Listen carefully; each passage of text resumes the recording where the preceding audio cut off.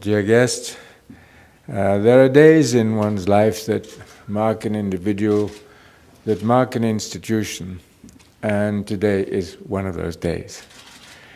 What are those days?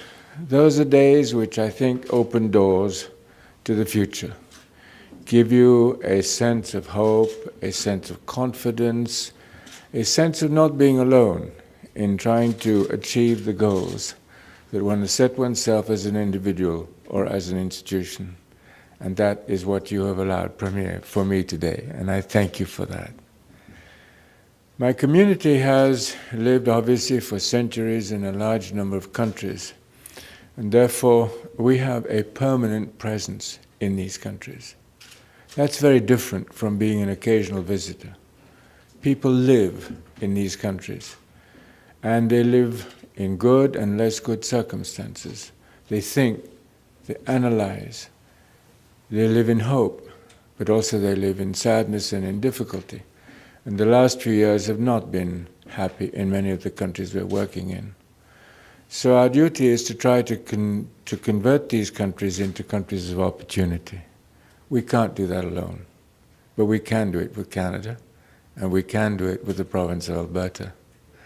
So in that sense, today is a day of magnificent opportunity, and I thank you so much.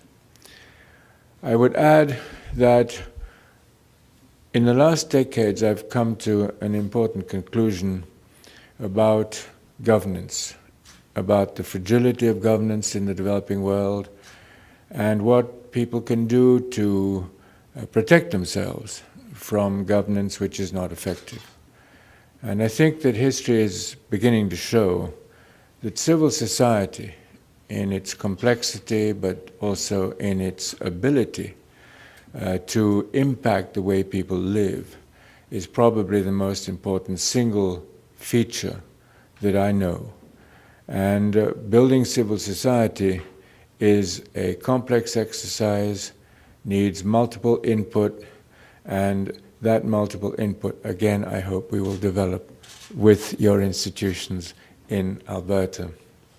So these relationships that are being discussed today and that will, I hope, be part of this agreement are very, very important indeed for us. So when I said that there are days that mark one's own convictions and hope, now I hope you understand why that is such a day for me today. Thank you, Premier.